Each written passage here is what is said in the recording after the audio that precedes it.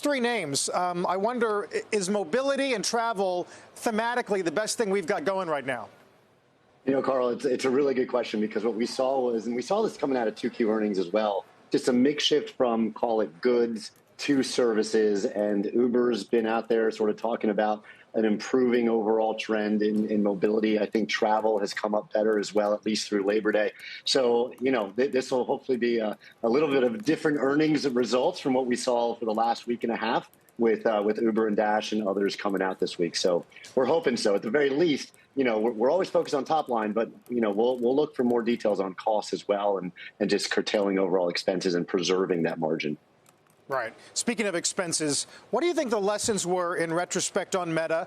And I guess what would it take to shake you off of your buy? Yeah, you know, Meta was really interesting. It's frankly, we heard engagement was better. We heard that, and a lot of that was better because of their investments in AI and content discovery. We heard that short form video monetization is growing quite rapidly. We think it can do at least on Reels, maybe $5+ billion in revenue.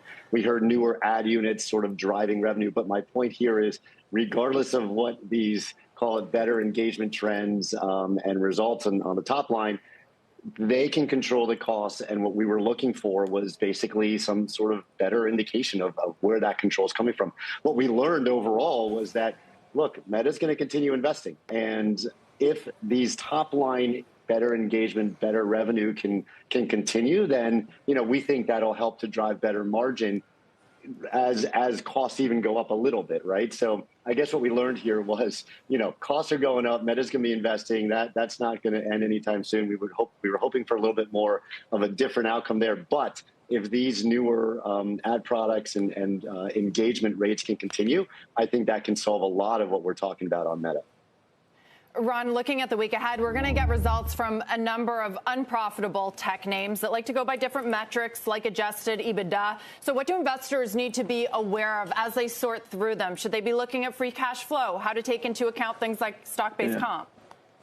Yeah, I mean, that's the biggest takeaway from the first wave of earnings, if you will. Just as the top line becomes more and more unknown, right? Especially as we go into 23, the question is, what can these companies control? And you can control your expenses. And so free cash is absolutely emerging as the number one metric overall that we're looking at. But then also, you know, we do look at adjusted EBITDA. Not every company is as profitable as Search is and Google, right, and Alphabet, or even Meta for that matter. And so EBITDA is absolutely something we're looking at. Uber's a great example of that. We're looking for continued improvements in profitability across the mobility and delivery business, but then for that to flow through to cash flow. And at the end of the day, when the top line becomes that sort of unclear, free cash flow is going to help to stabilize the business and keep the business going until we get some certainty on top line. And that's really where I think the most of the market is focused on going forward here, at least in the short term. Ron, question about the social media market right now and perhaps who can take advantage of the situation. Twitter is no longer public and it's going through its own reorganization issues. Facebook's eye is elsewhere in the metaverse. Google gave up on social outside of YouTube. So of the remaining players, I guess there's Snap, there's Pinterest. Who else is there? Is there anyone who's positioned to pick up share, attention, momentum from the chaos? Well, I mean, what's interesting is there's always newer entrants coming in, right? And we see this with, of course, and I wouldn't say TikTok's a newer entrant, but we're seeing this with BeReal, with TikTok and others out there.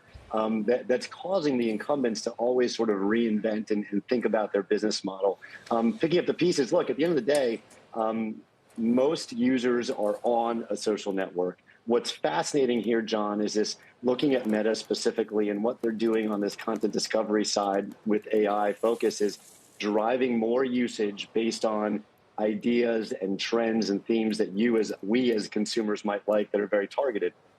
And so I don't think social media is going anywhere. I don't think social networks are going anywhere. There's always going to be competitors coming up here. But as newer formats and forms take hold, it's interesting to see how users change what we do online. That said, what Meta did and talked about last week with engagement being at all-time highs, even here in the U.S., I think that speaks volumes to just how much they have changed their business and can continue to sort of reinvent.